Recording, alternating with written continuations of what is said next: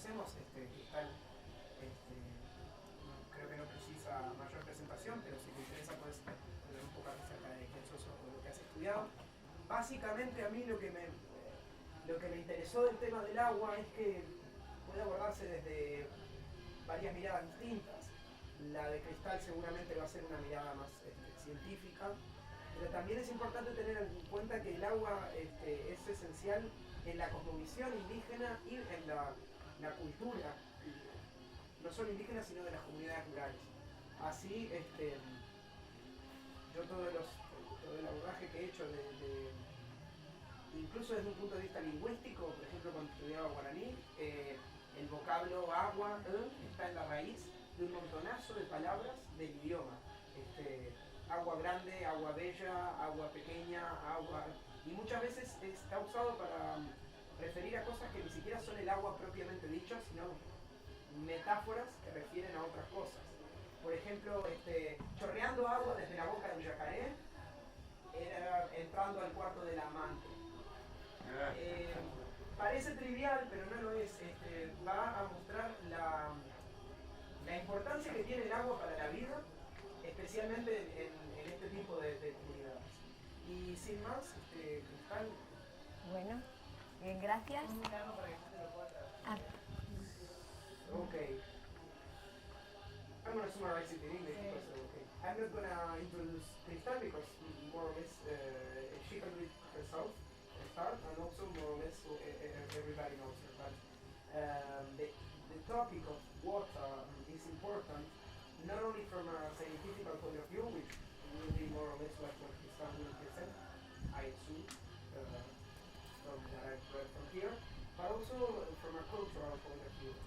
That is to say, rural and indigenous communities, they depend a lot from water, and water is very important for them. So culturally, water and the word water reflects a lot. So when I was studying Guarani, which is an indigenous language from South America, for example, the root water, which would be something like is in plenty of words from them, and not only to refer to water itself, but in images or metaphors that refer to something else. And I put the example of dripping water from the crocodile's mouth, something like that, would be getting into my lover's chamber. So water is used for a lot of different things, and that goes to show the cultural significance of water. Bien, muy bien. Bien, yo os voy a hablar en castellano todo el tiempo. Sí, y Nino les va a ir traduciendo a ellas directamente. Bien, no voy a volver a repetir de mi formación y qué he hecho, porque ya más o menos lo sabéis. Lo que os voy a contar, que ya lo hice el otro día en torno a la hoguera, es un poco de dónde nace la idea de esta sesión, y es que yo hice un máster en Ingeniería y Gestión del Agua y tuve una asignatura llamada Agua y Cooperación impartida por personas que llevaban muchos años dedicándose a eso, a temas de cooperación en agua, ¿no? En lo que se llama WASH, que es Water, Sanitation and Hygiene, ¿no? Agua, saneamiento e higiene, en situaciones de emergencia y en países en vías de desarrollo. Entonces, bueno, yo lo encontré interesante, ya que veníamos a un país como Nicaragua, en el que le queda mucho por caminar en estos temas, pues pensé que podría ser de interés, y luego si de aquí nacen inquietudes de luego hacer voluntariados, ir a lugares donde también hay estos problemas, pues que sepan lo que hay y cómo se deben implementar estos programas, ¿no? Entonces, bien, ahí voy a empezar.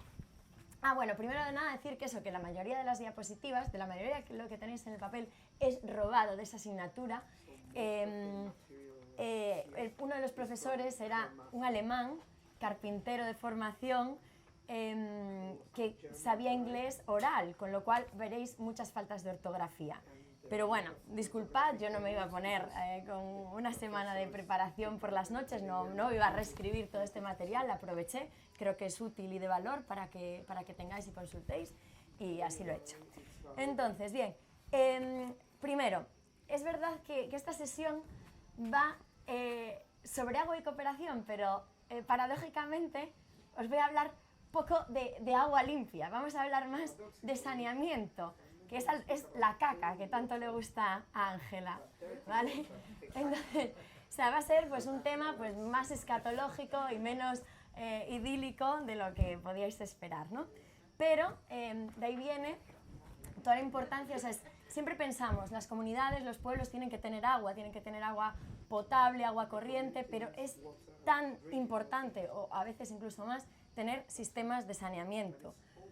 Y ahora lo veremos, ¿por qué? ¿No? Entonces, los primeros mapas que os he puesto son mapas de la Organización Mundial de la Salud de 2015. El primero de ellos es la proporción de población de cada país que tiene acceso a fuentes de agua potable mejoradas. No se ven los colorines porque está en blanco y negro, pero la mayoría de los países, o sea, tiene más de un 90% de aguas a los oscuros, más de un 90% de personas con acceso a agua potable, digamos así. Pero bueno, todavía se ven países los más claritos que tienen, o sea, pues un 75-90%, y Nicaragua es uno de ellos. Entre un 76 y un 90% de personas tienen acceso a agua potable. Sin embargo, saneamiento, ahí vemos muchas más deficiencias, que es el mapa de abajo. Vemos que solo lo que es Canadá, Estados Unidos, abajo Argentina, Chile, Europa y Australia, o sea, más del 90% tienen acceso a este saneamiento mejorado. Mientras que veis la mayoría de los países en colores más claritos, y Nicaragua solo entre el 50 y el 75% de la población tiene acceso a este saneamiento mejorado, ¿no? Entonces, ¿qué es? Me voy a saltar alguna diapositiva, ¿eh? ¿Qué es el saneamiento mejorado? O instalaciones de saneamiento mejorado son aquellas que permiten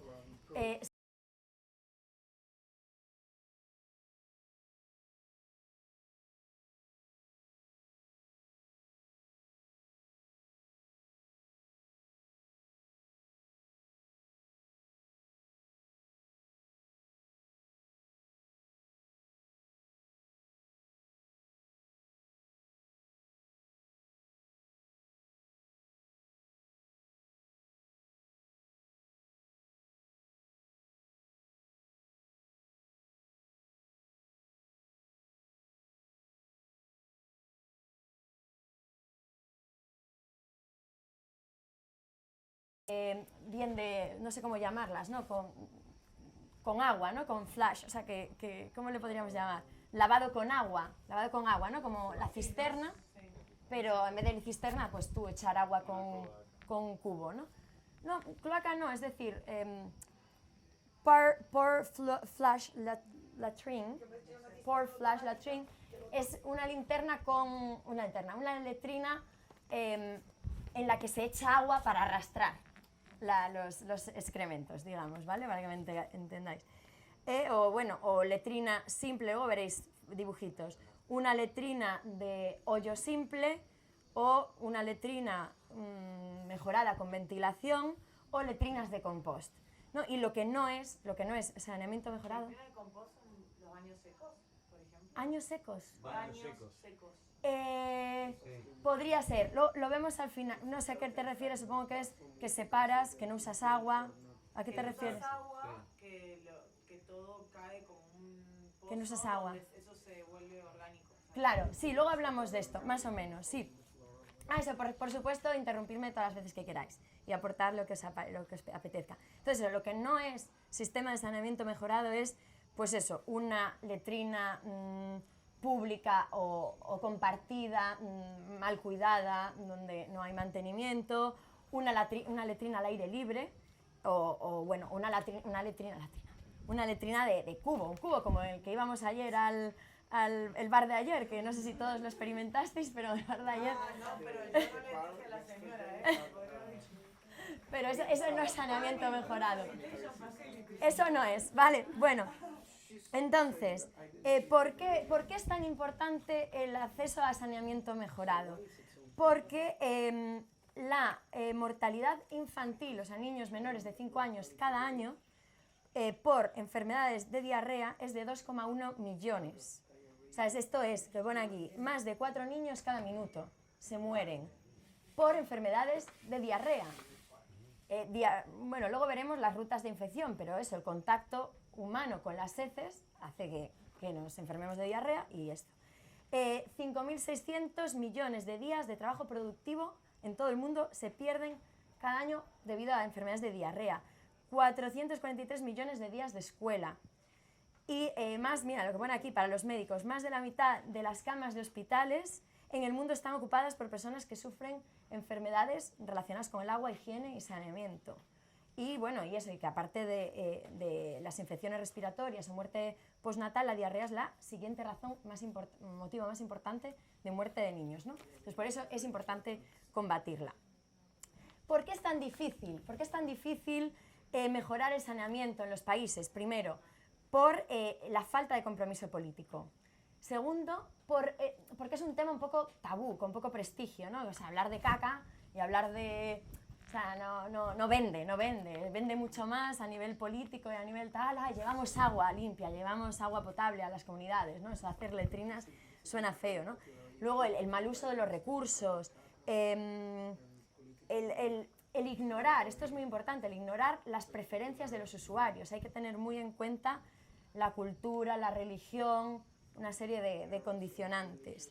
Y bueno, eso, que se excluyen, por ejemplo, a mujeres y niños, ¿no? En comunidades pues, con un cierto grado, bastante grado de machismo, se excluyen a mujeres y niños en todos estos procesos de evaluación de la problemática, de las necesidades y toma de decisiones, ¿no? Y tienen mucho que decir o hay que adaptar estos sistemas a mujeres y niños también, ¿no? Estos son uno de los motivos que los tenéis ahí enumerados, otros pues eso, falta de organización y gestión por las instituciones responsables, lo que sea.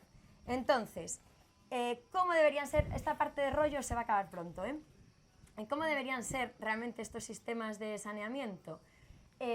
Pues deberían evitar la degradación o la contaminación del medio ambiente, deberían... Esto está, Nino, escrito ahí por si lo quieren leer, porque vamos, se debería potenciar la demanda de sistemas seguros de reciclaje y reutilización del agua residual.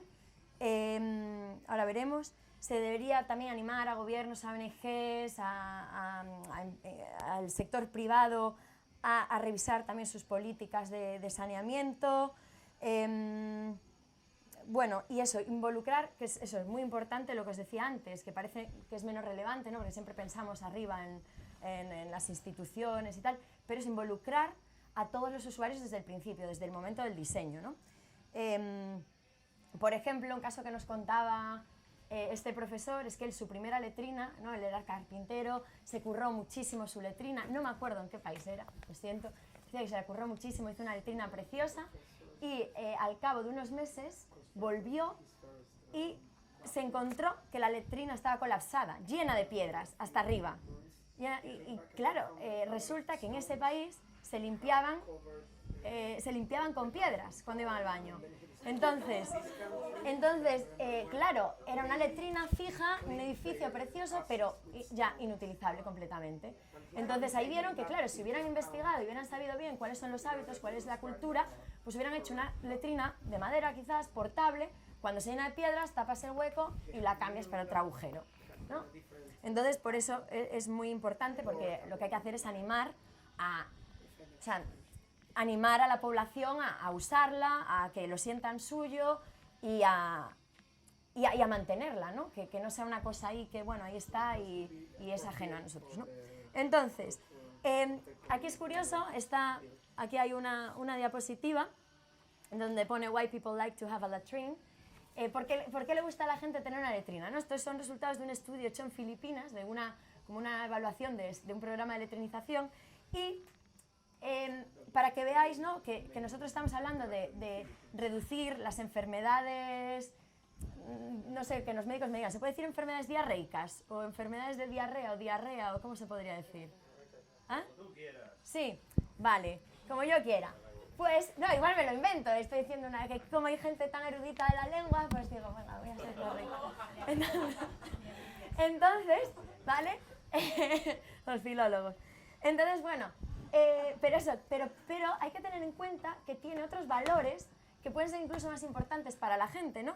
Y cuando hicieron ese estudio, enumeraron, o sea, vieron que los motivos de mayor a menor importancia por los que la gente quería tener letrinas eran, primero, menos presencia de moscas. Segundo, que los alrededores estaban más limpios. Tercero, más privacidad. Cuarto, que les avergonzaba menos pues, tener visitantes porque, bueno, tenían un sitio para ofrecerles a los invitados. Y luego, por último, que se reducía el número de enfermedades, de diarrea, ¿no? Entonces esto ha sucedido en más países del mundo y nos da a entender que sí, que hay un motivo de salud detrás, pero luego a ellos les ofrece muchos más servicios, ¿no? Lo que antes empezaba a esbozar de las vías de infección, claro, ¿cuáles se os ocurren que pueden ser las vías de infección? ¿No? Lo que contábamos, el contacto directo de tus manos con las heces, pero ¿qué más, no? ¿Qué más os ocurre?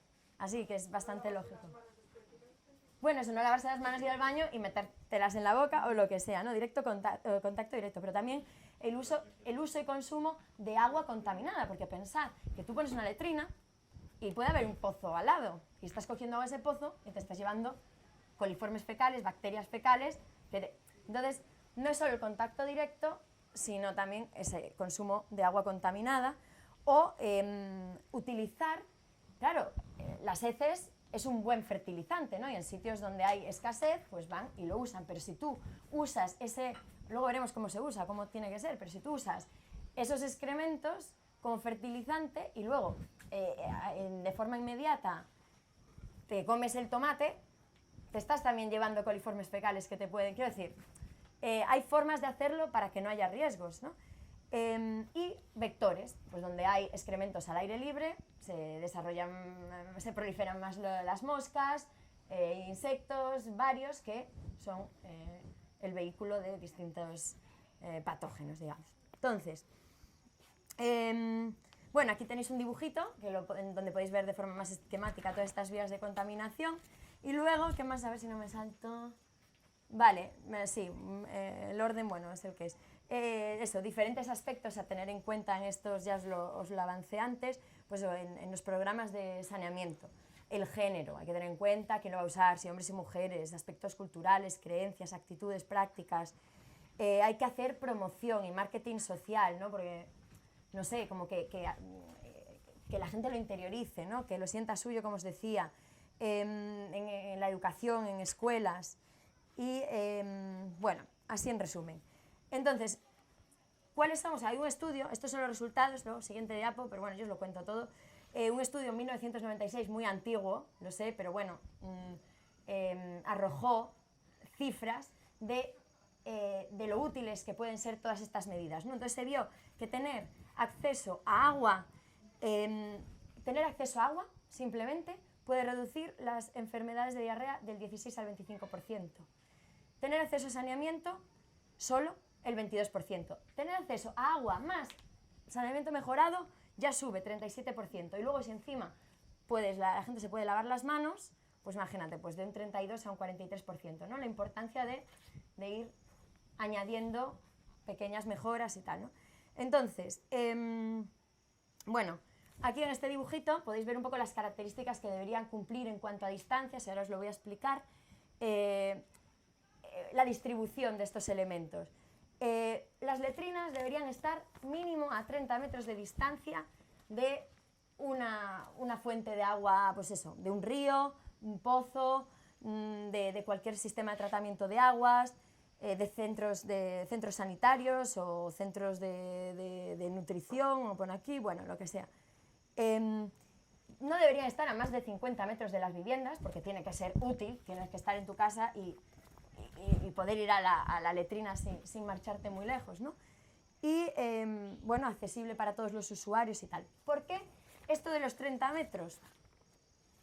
¿Por qué esto de los 30 metros? Porque se considera, no sé dónde estoy pasando las hojas, vale, se considera que una vez que los patógenos, como, bueno, bacterias fecales como Escherichia coli, ¿no? Que es como siempre la más indicativa, una vez estos patógenos han viajado por el subsuelo, por el suelo, por las arenas, las arcillas, lo que sea, durante 25 días, se eliminan ya de forma suficiente como para que esa agua no sea peligrosa, ¿no?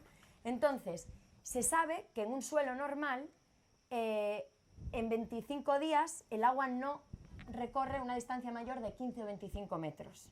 Con lo cual, si la letrina está a 30 metros de una fuente de agua potable, ya estarías cubierto. O sea, mejor más, pero eso mínimo, ¿no? Y claro, y también sería interesante tener en cuenta la pendiente, ¿no? Que la letrina no esté más arriba, ¿no? Que esté la letrina abajo, en una pendiente, y las fuentes de agua más altas. Pero, dime. Ah, pensé que me querías decir algo. Ah, no. Vale. ¿Qué más? Bueno, aquí tenéis un dibujito que no voy a entrar en él, pero es, o sea, dependiendo de todos los condicionantes que tienes, o sea, cómo los combinas, qué tipo de letrina sería la adecuada, ¿no? A ver, vamos a buscar un ejemplo. Las letrinas VIP, que son las con ventilación, necesita que haya, a ver si encuentro que el método de limpieza anal sea papel, material, o sea, cuando el método de limpieza anal sea papel, material blando como hojas o biodegradables, cuando la accesibilidad al agua sea intermedia, cuando la densidad de la población también intermedia, bueno, una serie de cosas, y lo que varía es aquí, zona con es que no veo los colores, os me estoy metiendo, no, perdón, aquí, todo intermedio, por aquí ya, lo que varía es aquí. Tecnología maquinaria para vaciar fosas. ¿Ves? Pues en este caso, cuando tenemos, por ejemplo, una tecnología maquinaria deficiente para vaciar fosas, no puedes tener una letrina que tengas que vaciar. Bueno, aquí tenéis algún día, si construís letrinas, os ponéis a ver. Sí, está ahí. O sea, sigues el color, la flechita y lo veis. Es que yo ahora no veo los colores. Pero bueno, está por ahí.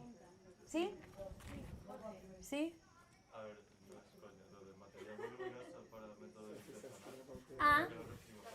Pues sí, por ejemplo, piedras. Por ejemplo, en los países, yo qué sé, es que yo no me sé de memoria qué usan en cada sitio, pero en los países musulmanes usan solo agua. No usan papel ni usan nada, usan agua. En otros países, como os digo, pues eso, usan piedras. A eso se refiere a lo mejor el material voluminoso. Sí, hay mucha variedad por ahí. Entonces eso, teniendo en cuenta toda esa combinación de elementos, pues unas letrinas son más aptas que otras. Y de verdad no voy a entrar ahí porque nos podemos eternizar. Y a estas horas ya sé que nos apetece. Sí. Los campos de defecación Sí. es una opción adecuada. Los campos de defecación son soluciones para los primeros días y semanas si no hay tiempo para otras opciones. Es decir, en casos de emergencia... No entendía el...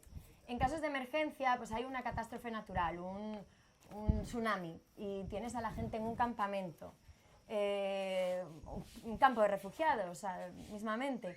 Tienes que buscar un sistema rápido, ¿no? Porque no tienes tiempo, todavía no has tenido tiempo de construir una letrina, pues montas el campo de defecación. Y ahí, vamos a darle la vuelta porque estará por aquí. El campo de defecación, bueno, pues aquí lo veis, se construye siguiendo unos criterios, se valla, se hacen fosas, se van rellenando de atrás adelante, o sea, primero se empieza a ir a las fosas más alejadas, se defecan ellas, se tapan y se va avanzando. Tiene que haber, aquí, tiene que haber, pues eso, luz, tiene que haber vigilancia, o debería, vamos, es que luego asegurar que hay mantenimiento, bueno, una serie de cosas, ¿no? Que, bueno, aquí lo veis, cerrar otros lugares de defecación, encontrar soluciones de dignidad, facilitar, claro, idealmente facilitar jabón o cualquier otro producto para limpiarse las manos, claro, bueno, eso es si lo hay, pero bueno, esta sería una solución rápida, un campo de defecación, o los típicos baños prefabricables, los de fibra o plástico. Eso, para una cosa rápida van bien, pero claro, eso no deja de ser un tanque con un líquido oloroso que para un día o dos está bien, pero esto no soluciona el problema a largo plazo, ¿no? Entonces también veis que para estas situaciones un poco provisionales hay baterías de, se puede montar, es hacer un foso en el suelo y poner una plataforma de madera con agujeros y ya, vale. Entonces, bueno, simplemente, vale, luego los sistemas de letrinas ya más elaborados son la sencilla, un agujero en el suelo, pero es que algo tan sencillo como un agujero en el suelo tapado con una plataforma de hormigón. Pensé que me hacías con una plataforma de hormigón y con cierta ventilación permite que se vaya bien, que no haya malos olores, etcétera, etcétera, ¿no? Y ahí vamos a tipos de letrinas mucho más elaborados, como esta que aparece aquí, la VIP, no es de Very Important Person, es Ventilated Improved Pit Latrine, ¿no?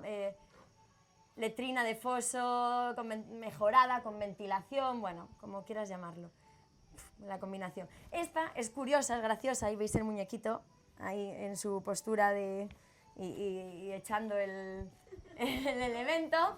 Entonces, esta letrina, esta es súper profesional, es básicamente, tiene un tubo desde abajo, desde el foso, de color oscuro. Esta letrina, o sea, ese tubo se calienta con el sol, de manera que al calentarse, el aire asciende. El aire asciende chupando el aire que hay abajo en el foso. De manera que el aire que entra por la ventanita de la letrina es de entrada y sale por el tubo, con lo cual no va a haber olores, no va a haber malos olores dentro de la letrina va a estar ventilada y bueno, yo os digo que hay soluciones varias. He incluido esto aquí de las plataformas en cúpula porque es una forma económica, o sea, en vez de hacer una cubierta de hormigón súper gruesa, súper dura, súper pesada, que supone un gasto mayor, pues hay modelos, o sea, se montan modelos, patrones, no sé cómo se llaman ahora, moldes. Un molde así en forma de cúpula que permite hacer una superficie fina de hormigón y supone menos gasto y bueno, al ser, a ver, el físico nos puede explicar el reparto de cargas o lo que sea, a lo mejor o no, eso es más de ingenieros, de estructuras, pero si tú tienes una cúpula, el peso se va hacia los laterales, de manera que, como las iglesias, ¿no? Una iglesia, un arco soporta mucho peso porque se reparte el peso así. Si fuera plano no lo sujetaría, pues lo mismo. Una cubierta en forma de cúpula supone mucho menos gasto y es resistente. Bueno, eso así como curiosidad. Y bueno, simplemente decir que las letrinas en las que se utiliza agua para arrastrar, idealmente deberían llevar un sifón para evitar malos olores, un sifón, ¿no? Una U, un sello hidráulico que se llama. Debería asegurarse que siempre hay disponibilidad de agua. Hay una serie de criterios de construcción que ya os digo que hay que tener en cuenta. Entonces ahora paso a otra cosa, para no enrollarme con esto. Quien luego tenga interés o que lea algo por ahí y le interese, pues me pregunta, me dice, pero no me voy a extender mucho más con eso y voy a pasar la página. Twin Peaks. Esto es interesante. Vale, entonces hay un tipo de letrinas que sería lo ideal, sería ideal hasta que las utilizásemos en nuestras casas, ¿no? Pero en las ciudades es imposible o no sería cómodo tener estos sistemas, ¿no? Vivimos en un mundo que estamos todos apiñados y hay que buscar otras soluciones. Pero lo ideal sería separar heces de orina. Sería separar heces de orina porque juntas generan un producto que no es fácilmente aprovechable. Sin embargo, sí, aquí como veis, por ejemplo, esta que pone Dry Compost Latrines, que era lo que decía antes José, ¿no? Las secas. Entonces si veis, hay serían unas letrinas con un agujerito para lo sólido, para las aguas mayores, y un agujerito para las aguas menores. David, ¿qué te parece? Te está resultando muy agradable el tema, ¿no? Bueno, entonces... Poético cuanto menos. Entonces... Sí.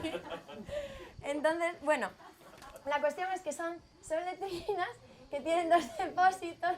Bienvenido a mi mundo. Un mundo de mierda. Son letrinas con 2 depósitos. Entonces, se supone que cuando se llena uno con heces, se añade tierra y se añade otra materia orgánica, se cierra, se sella bien y se deja un año. En ese año se supone que se genera un compost inofensivo, ya los coliformes han desaparecido y eso se puede utilizar como fertilizante, como abono, después de un año. Y la orina, por su cuenta, por su lado, al cabo de unas horas, es que me da risa la cara de David, al cabo de unas horas ya se puede utilizar como fertilizante, ¿no? Entonces eso, ¿por qué tiene 2 cámaras? Porque mientras una está cerrada, ¿no?, con ese proceso de maduración, se usa la otra. Esto sería lo ideal. Luego, ¿qué más? Otras reutilizaciones. Las aguas grises, que son aquellas que no son aguas fecales, sino que son las de ducharnos, las de lavar la ropa, o sea, otras aguas residuales que se generan en casa, que no son las fecales. Pues esas aguas, o sea, se podrían redirigir a un pequeño humedal construido, pues como veis aquí en la foto, pues es como si fuera un macetero. Entonces, esas aguas al final tienen compuestos que son fertilizantes, ¿no? Los nitrógenos de los nitratos, nitrógeno de los detergentes, por ejemplo, y nos ayudarían a fertilizar nuestras plantitas, ¿no? O sea, que hay maneras de reutilizar esto. Y no solo fertilizar nuestras plantitas, sino que nuestras plantitas de alguna manera desintegran o absorben esos contaminantes y el agua que sale del macetero ya iría limpia, ¿no? Es como una pequeña depuradora casera. Y ya acabo. Y ya sí, voy a acabar. Bueno, importancia del drenaje, no solo saneamiento, sino eso, imaginaos un campo de refugiados donde llueve y el agua y está todo encharcado, charcos y tal, pues también proliferan moscas, mosquitos. Importante hacer zanjas de drenaje correctamente para que se vaya toda esa agua. Y luego, pues por ejemplo, aquí una curiosidad, que sepáis que la cantidad de nitrógeno y fósforo que excretamos por año es igual a la cantidad que necesitaríamos para fertilizar un área de tierra suficiente para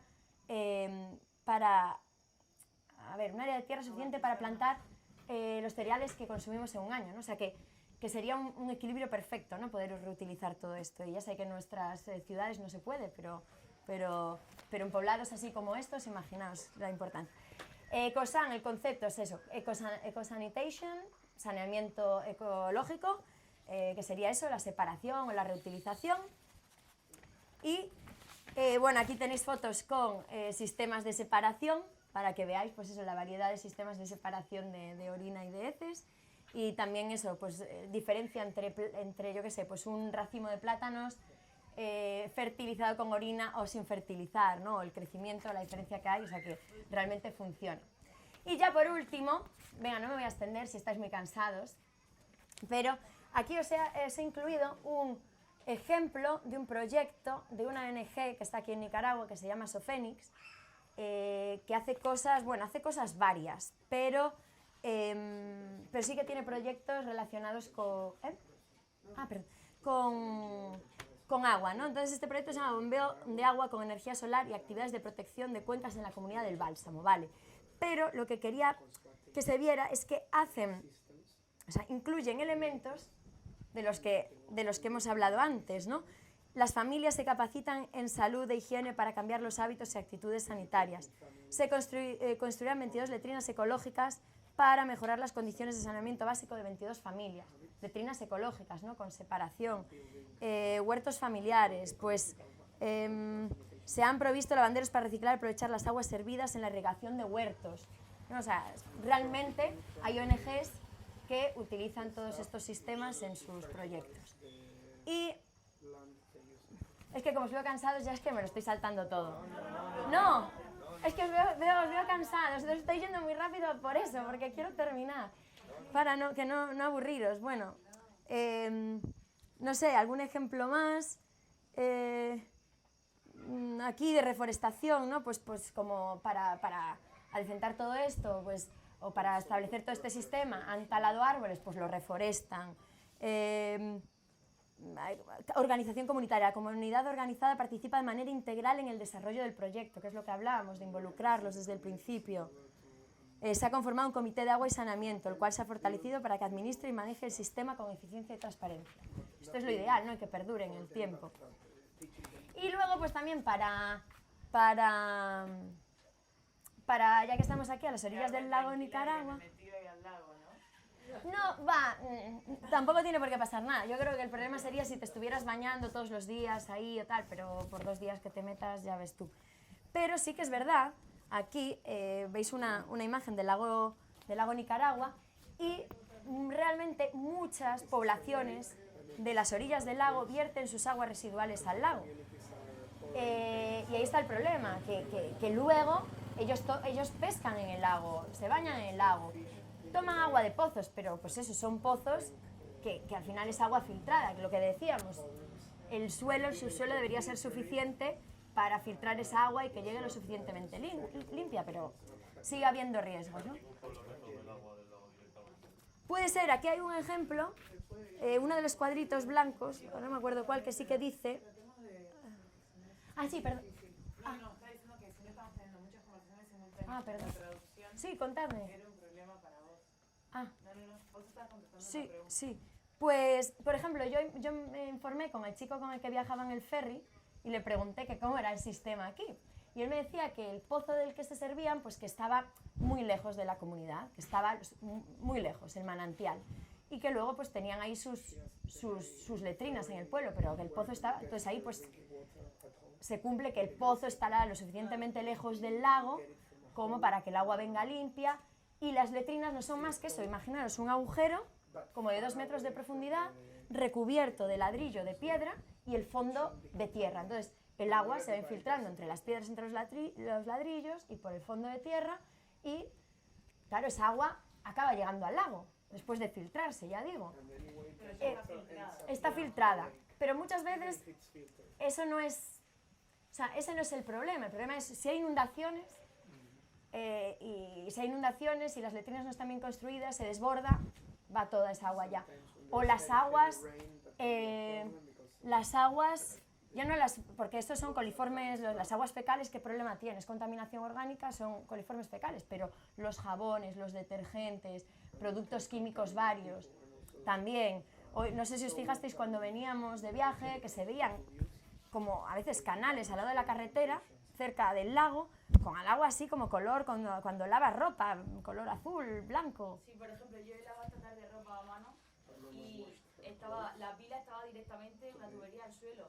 O sea, yo estaba lavando con jabón y me ha sorprendido eso, que salía directamente a la tierra, donde ella tenía plantada cosas. Digo, bueno, claro, que decimos, bueno, ahí al final es jabón. Lava con detergentes y llevan nitritos.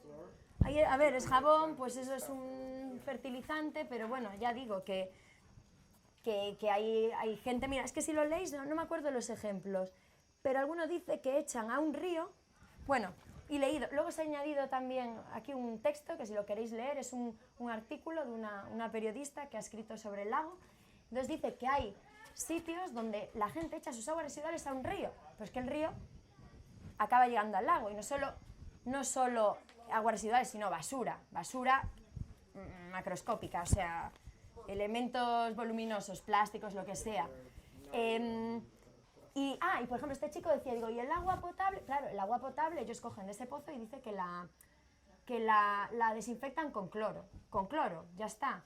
Aquí porque a lo mejor tienen buenos pozos, pero habrá otras comunidades donde no tengan buenos pozos. O sea, lo que os quiero decir es que aquí en este país no hay depuradoras, como las que tenemos en España al menos, ni hay potabilizadoras, ni hay depuradoras. Hay una sola depuradora en Managua. Yo tengo una amiga nicaragüense que ha estudiado este máster conmigo y ella nos ha dicho, están construyendo una depuradora en Managua, están construyendo. Depuradora es una instalación industrial, para que te imagines, que limpia el agua. Llega el agua residual que sale de tu casa, o sea, con toda la que sale de todas las cañerías de tu casa. Y allí se sufren varios procesos. Un proceso primero de tamizado para los elementos gruesos, porque llega mucha mierda a las depuradoras, no os podéis imaginar. Elementos gruesos, luego decantación, luego un proceso biológico, ¿no? Suele haber algas o microorganismos que de alguna manera se comen la materia orgánica o que desintegran otros compuestos que hay ahí, y luego pues puede haber tratamientos terciarios, pues puede haber una laguna para fotodegradación, porque la luz solar también ayuda a degradar otros compuestos, puede haber otro sistema de desinfección con cloro ya al final, en sitios con muchos recursos pues ozonización, pues, tratamiento con ozono para desinfectar también, hay cosas varias, pero es una depuradora, es un sistema industrial que asegura que el agua sale muy limpia, o sea, muy limpia, casi como te la puedes encontrar en el río, ¿no? Y, bueno, un río limpio. Entonces, eso que veáis, ¿no? Cómo aquí, pues de alguna manera, se tienen que buscar la vida como pueden, y unos lo harán bien y otros lo harán mal. Y eso, algunos no tendrán en cuenta esas distancias de las que hablábamos, se irá, el agua arrastra, lo echan directamente, porque es que pasa, os lo voy a contar, no estamos hablando de un país como Nicaragua, estamos hablando de España, Galicia, en donde yo vivo, Ferrol, una ciudad de 70.000 habitantes, Narón, que está al lado, 40.000, bueno, toda el área metropolitana, digamos, unos 150.000 habitantes, todas las aguas residuales van a la ría. La ría es el estuario del río al mar, porque el mar parece que es el vertedero universal, que todo se diluye, que ahí nada se nota. Y ahora están construyendo depuradoras. Nos hemos llevado ya muchas multas en España por parte de la Comisión Europea. Y en esa ría se pescan cosas y hay marisco, pero no hay marisco bueno, no es como las Rías Baixas. No, esa ría no coméis vosotros marisco de esa ría, nadie compra marisco. Y es una ría muy cerrada, que no es una ría que tenga una renovación como otras, ¿no? Las rías son, ya digo, o sea, desemboca el río y se va haciendo grande, y es agua salada realmente, porque está influenciada por las mareas.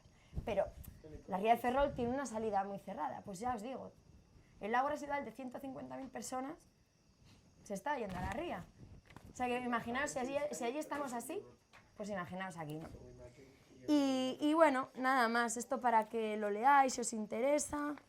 Y ahora si queréis, Y acá nos contaba Socorro que tienen un filtro de arcilla que limpia primero el agua que entra a la comunidad. Se sale del pozo, la filtra un filtro de arcilla, después ella tiene, no sé el resto de las casas, pero ella tiene un cubo con otro filtro de arcilla.